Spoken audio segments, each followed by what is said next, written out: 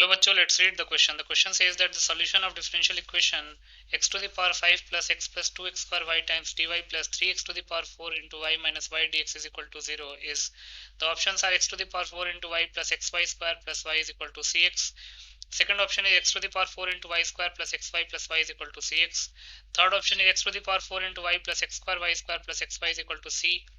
Fourth option is x to the power 4 into y minus xy square minus y is equal to cx. इस question में एक differential equation दे रखा है x to the power 5 plus x plus 2x square y into dy plus 3x to the power 4 into y minus y times dx is equal to 0. इस differential equation का हमको solution निकालना है. बहुत ही simple सा question है. पहले हम की कॉन्सेप्ट लिख लेते हैं. की कॉन्सेप्ट. तो प्रोडक्ट रूल क्या कहता है डिफरेंशिएशन का?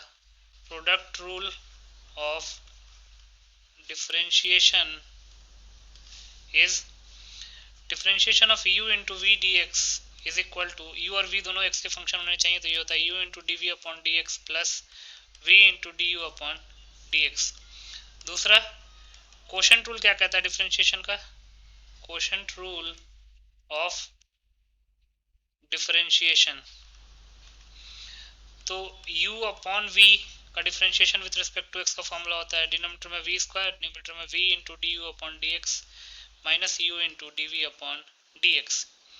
Then third, integration x to the power n dx is equal to x to the power n plus 1 upon n plus 1 plus constant of integration c. तो इन तीनों की कॉन्सेप्ट्स को use करके इस क्वेश्चन को सॉल्व कर लेते हैं. तो गिवन डिफरेंशियल इक्वेशन क्या दे रखा है? Given differential equation is x to the power 5 plus x plus 2x square y times dy plus 3x to the power 4y minus y times dx is equal to 0. एक बार cross check कर लेते हैं. x to the power 5 plus x plus 2x square y dy is plus 3x to the power 4y minus y dx is equal to 0. यही हमने यहाँ पे लिख रखा है. अब इसको हम x स्क्वायर से डिवाइड कर देते हैं.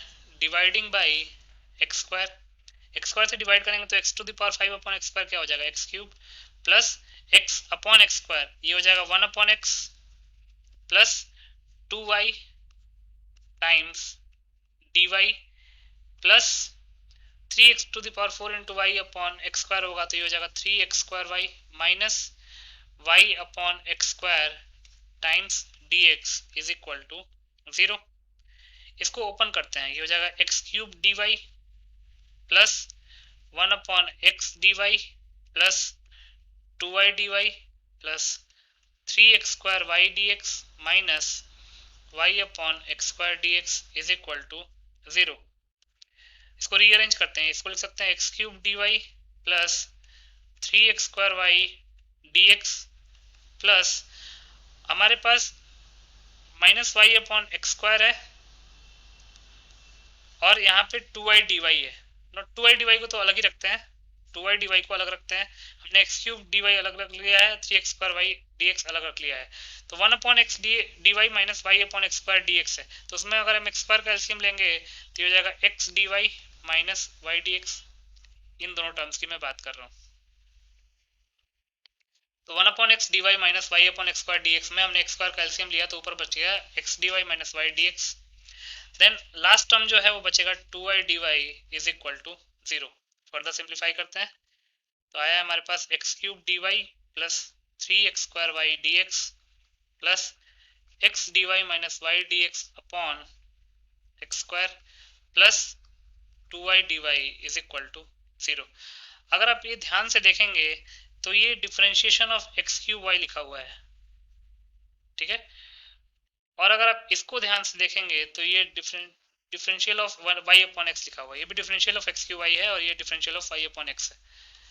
इसको हमने ये लिख दिया, इसको हमने ये लिख दिया, प्लस 2y dy को हम डिफरेंशियल ऑफ वाई स्क्वायर लिख सकते हैं इज इक्वल टू 0. अब इंटीग्रेट कर देते हैं, इंटीग्रेटिंग बोथ द साइड्स, तो integral d x cube y plus integral d y upon x plus integral d y square is equal to integral of 0. किसी भी वेरिएबल के रेस्पेक्ट में integrate कर दीजिए, इनटू हम dx के रेस्पेक्ट में इंटीग्रेट कर देते हैं.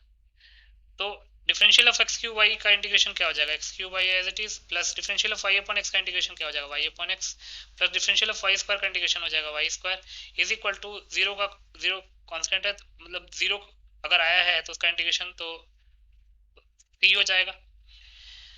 अब x का एलसीएम ले लेते हैं तो ये हो जाएगा x to the power 4y plus x y square plus y is equal to c times x.